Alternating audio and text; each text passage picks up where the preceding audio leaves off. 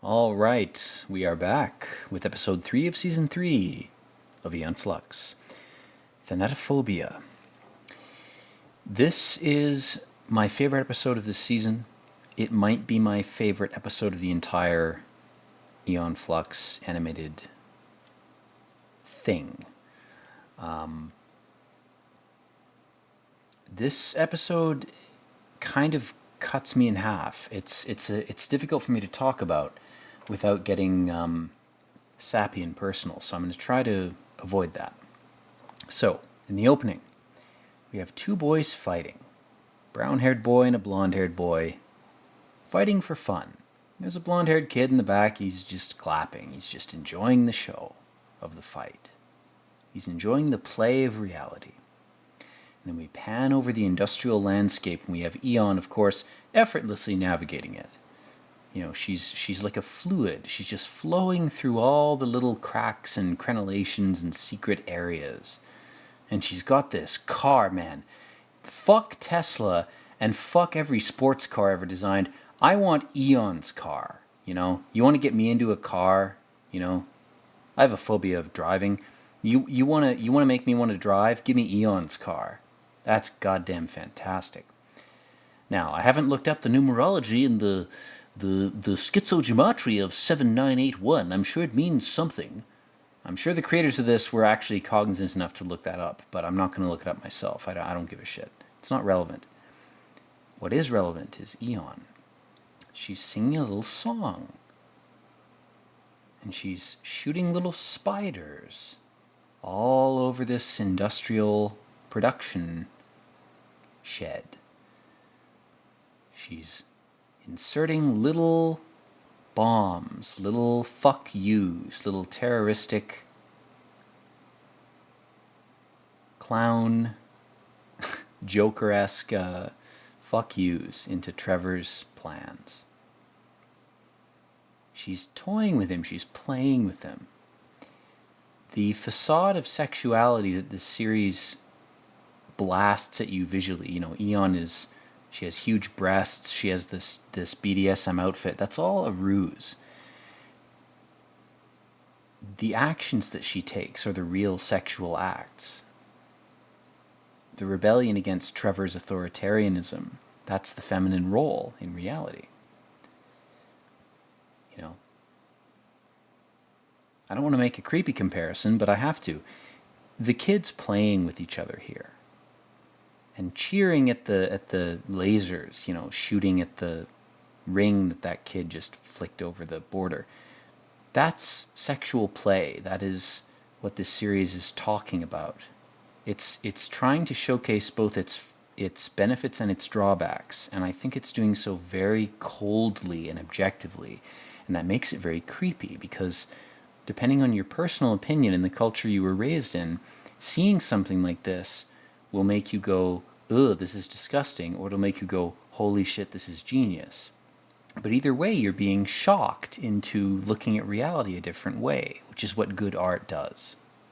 So then we cut to this couple. This woman has some stockings in her window. Pay attention to those. She's looking over the border. All these security fences. And her epic BF is like, don't try to cross again. I really don't like failure. It turns me off. He's got gray eyes. Very creepy guy. She slams her coffee down. And then we have Aeon. Oh, she drops something. Entropy and mistakes are a very common theme in this series, and they play a much more important role. Then we have this guy looking at her taking off her socks.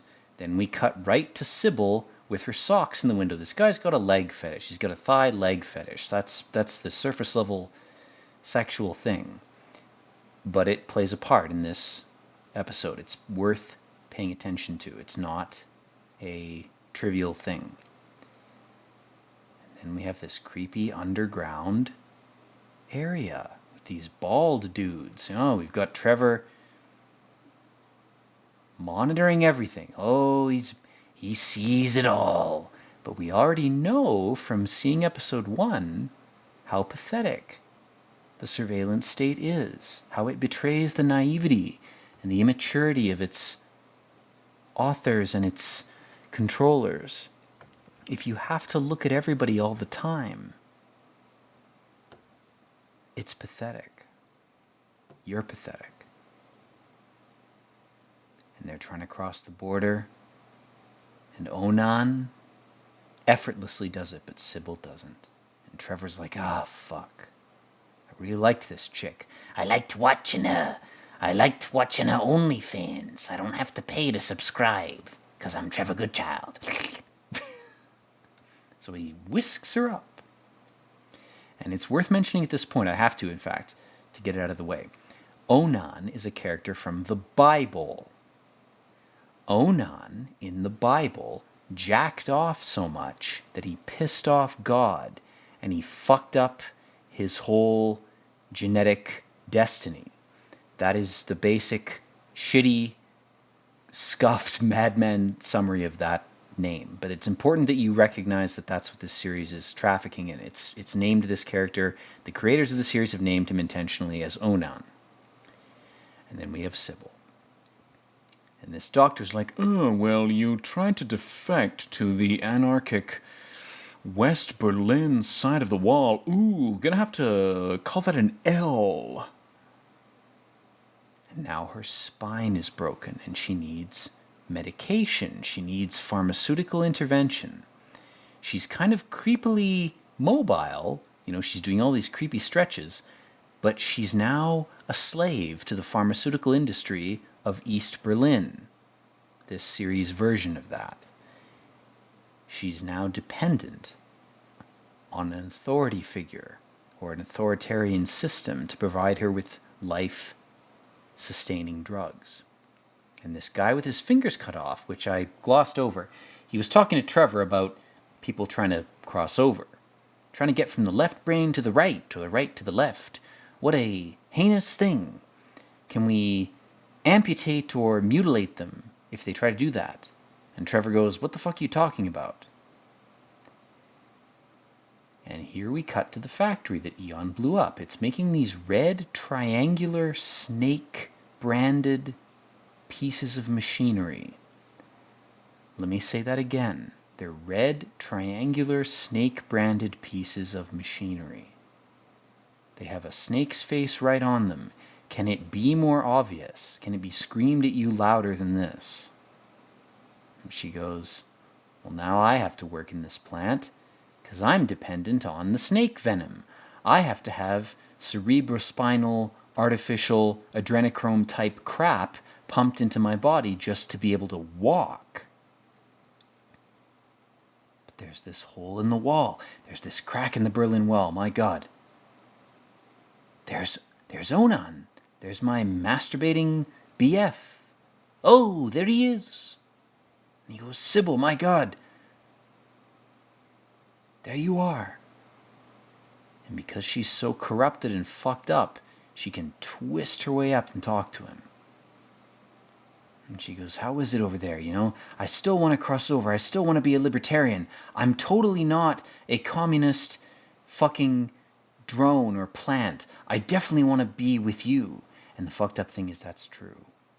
But it sounds desperate to him. Onan is suspicious. He's like, I'm a secret agent for the ANCAP side of things. I can't, betray myself. God, she almost gets run over by a train. Jesus Christ. This fucking scene. Puts her spinal fluid back in. Oh, now I can walk. Man, what a utopian society. You need to be a subservient drone to a pharmaceutical overlord or you get deprived of your ability to walk because you had an injury. That sounds like utopia to me, guys. You know what? Sign me up. Cut my veins open, drain my blood. I'm all for the dystopian East Germany society from this show. That's sarcasm if you're a retard. Anyway, he's at Aeon's house, and she's very cordially serving him coffee in her most revealing BDSM outfit. Because if this guy was a drooling retard, that would matter to him, but it doesn't. She could be naked, and it wouldn't matter. But, despite lacking the weakness of sexual attraction, he has other weaknesses.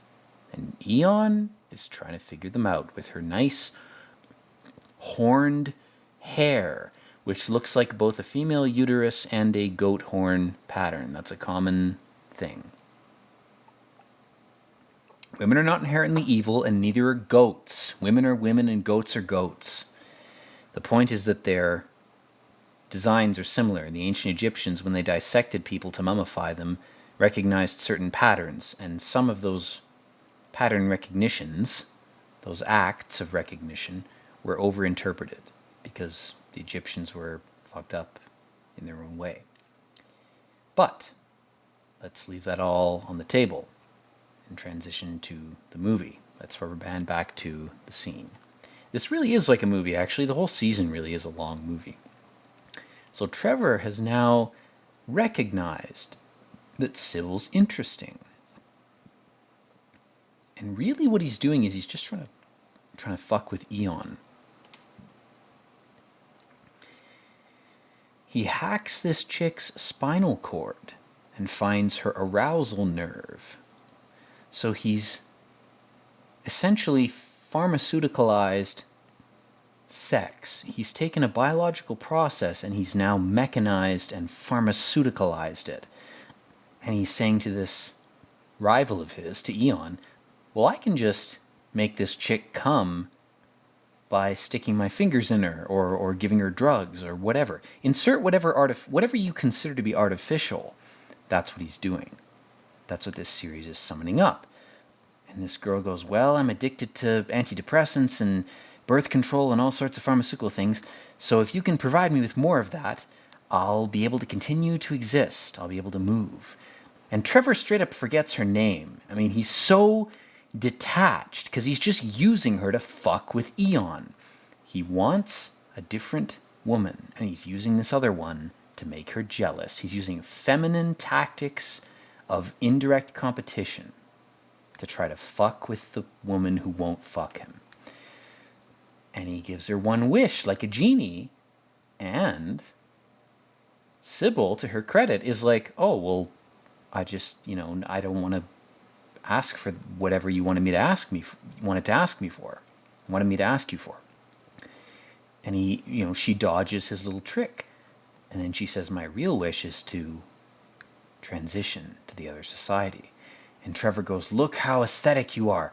My society is based on my evaluation of aesthetics. I'm the dictator. I'm the lord. Anything I declare to be beautiful is the standard of beauty, and your stockings are flapping in the wind behind you. Your legs are beautiful. Your body is beautiful. I want that as a statuesque ancient Greek representation of beauty. And I will use chemicals and ancient sorceries and all sorts of dark magic just to make it true. I will force my vision of beauty on the world. That's his credo. And he doesn't even see Aeon fucking Onan out of his, he's so obsessed with trolling Aeon, but that turns out to affect her. She's like, oh, he ignored me. He was so focused on messing with this other chick. But she goes, now she's within eye shot of me. Now I'm going to fuck with her. She thinks Onan is here to get information on how to cross the border. And Onan's like, I don't know if I can perform this op. I don't know if I can fuck you in view of my GF. And she goes, are you really ready for self-actualization, ANCAP, self-responsible society, or are you just a baby boy? Can I really give you the real experience of my society? And again, Sybil is just thoughtlessly manufacturing these red triangular snake things. And then like a snake, she's bending to get through the Berlin Wall just to see Onan. She's so desperate. She's desperate to maintain the illusion that their partnering was something special and significant. And in a way, both characters are trying to deceive each other. Onan is trying to deceive her to get to Aeon, because he's turned on by Aeon more than her. She's trying to deceive him because she just wants to get to the epic ANCAP individualist society. They both have their hidden desires. just like Aeon and Trevor do. And everybody's using everybody else for their own desires. That's why they're all in hell. This is like being a fly on the wall and seeing a whole bunch of very aesthetically clean, pleasing-looking people who are all in hell. Even Trevor. Even the master of society. She throws like coffee at him and his lasers blasted open. She goes, "You can fuck with me all you want. Why are you involving other people?" And Trevor goes, "Oh, well, this woman interests me. She's available to me and you're not. You've made yourself terminally unavailable because you're such an egotistical ANCAP creep, which Aeon is, that you've made yourself totally untouchable." So he goes, "Why are you bothered when I find a woman and take advantage of her, if you're really not attached to me?" Trevor's calling her out. He's calling Aeon's bluff in this. And Aeon's so threatened that she goes right to Sybil and says, "Oh, I'll help you cross." And her motives are kind of muddy in this. They're kind of unclear. But she says, "I'll give you a C-section." And then there's a flash of her hair that looks like a blade. It also looks like female reproductive system. It's that type of two-pronged shape. Her hair is a female reproductive system. It's also goat horns. That's obvious. It's obvious shit. But I have to bring it up in this. I don't want to draw too much attention to it because it's a red herring. It's overvalued. There are probably half a dozen people who've talked about it. That's not the point. The point is that these two people have an insincere relationship. They're fucking through the hole. Sybil just fucking spread her cheeks for this guy through a concrete hole, and he tried to fuck her, and we just got cut to literally to his gametes, his sperm crawling up her. And she's like, psychically, she somehow intuited, this guy's not getting me pregnant. This relationship's not working. I can't be with this guy. And so then she defaults back to the doctor figure, back to Trevor. What's wrong with me? It's not that I'm with the wrong guy. Definitely I just need some more drugs to convince me that I'm with the right guy. God, she's positioned right in front of him. And she goes, "You're not abusing me, even though you are." She's basically saying, "I want you to abuse me." She's saying moderation is not abstinence. I mean, she's commodifying her own body. She's consenting to it. So then Aeon takes things to the next level with her commensurate, little... she's like, if Trevor's going to abuse this woman that I want to save, I'm going to abuse you. The problem is Trevor has no attachment to this guy. He doesn't give a shit about Onan. That's Aeon's disadvantage. She's trying to fuck with Trevor. Trevor has the advantage in this. That's not good or bad, but that's what this episode is about. And it's about so much more than this, man. I could make 100 commentaries on this episode. There is so much going on here that I'd love to talk about. God damn it, I could teach a whole university course on just how to interpret this one episode. It would change society. I would be a genius. I'd be God. Anyway, Aeon's pissed. She's had enough. She breaks into Trevor's little apartment, and you'll notice that the vial of the spinal fluid drops right between the stockings, the fetish stockings. And this girl, this woman, Sybil, goes, "I hate it. I hate that I'm a fetish object. I've reduced myself to a sex fetish robot toy for men. Whether it's Onan or Trevor, it doesn't matter. Even Aeon is using me. Even other women are using me now. I started an OnlyFans, and now I'm reaping what I've sowed." This series says so much without being blatant, without being fucking dumb and obvious. That's why it's so genius. It tells you things, and you don't even know what it's told you. And that's why it's good, because there's certain things you need to know without knowing you know them.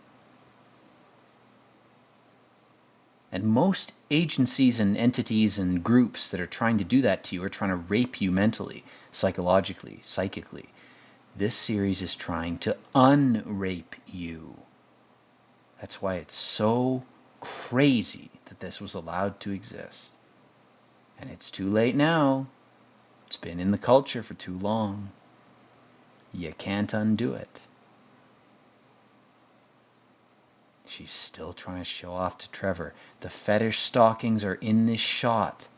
He goes, please don't do this. And he's being honest. He's being sincere. But he's created a society where honesty doesn't exist. So why would she believe him? But he tells her, please, for the love of God, don't do this. You don't need to try to do this crossing.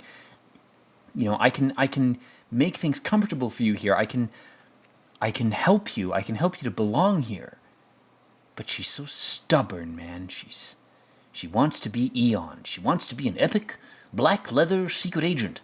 But her personality is not compatible with that. Even Onan knows that. Even he is like, I don't want her to do this. And Aeon tries to punish him. She goes, well, you led Sybil into this. You convinced her. So now I'm going to give you to her. But what Aeon's really doing is she's saying, maybe you can convince Sybil not to destroy herself. And Onan tries. He goes, Sybil, I'm being honest. I don't belong with Aeon any more than you do. You and I belong here. We actually fit into this society. We just thought we didn't. We got deluded. We got ambitious. And we thought, we'll be secret agents. We'll be epic whatever. But Sybil is so hypnotized, man. She's so stubborn. She locks him in. She goes, no, I'm going to try crossing again. And he goes, no, don't do it. I love you. I'm sorry I hypnotized you into this. I thought you were more ready than you were. Part of me wanted to use you, but I'm doubting that part now. The complexity of this series, character-wise, the thoughts in the characters' heads. I can't make, contrived, pre-baked character summaries that will adhere to this. All I can do is say, hey, check it out. Guess what's cutting off her legs? Anesthetizing them first? It's the same parts of the machine that she was making. Because she was in a society that made those things, and she was conscripted into making them, and she was not ready to cross that barrier, to go through that portal, she should have stayed where she was. She should have stayed in her own environment. But she succumbed to hubris. This narrative is like a female version of Icarus. She flies too close to the sun. And she's crippled for it, literally. Then we cut back to the brown-haired and blonde-haired guys fighting for fun. And they're getting a little aggressive. And our blonde-haired observer can't clap, because he did the same thing. He flew too close to the sun. He was out of his depth, and his arms are severed. He can't even applaud. He can't even participate in the spectacle by observing it. He can't even respond to it. He's cucked, physically. This series, again, I could go on for another hour talking about it, but I'm going to cut the recording off, kind of like his limbs were cut off. Watch this series more than once, come to your own conclusions, that's all I'll say. You kind of have to. I can't summarize it as much as I'd like to. It would take me 100 lifetimes. This series is that good. It's very good. I don't, I'm melodramatic on this channel. I go over the top. I go overboard when I critique things, when I evaluate things. This series, I have no language that, in my mind, could overvalue it. It's very good. So, anyway, hope you're doing well in your life. Hope your family's doing well. Hope your friends are doing well. That's what's important. Keep yourself happy, healthy, and stable. And as always, guys, peace out.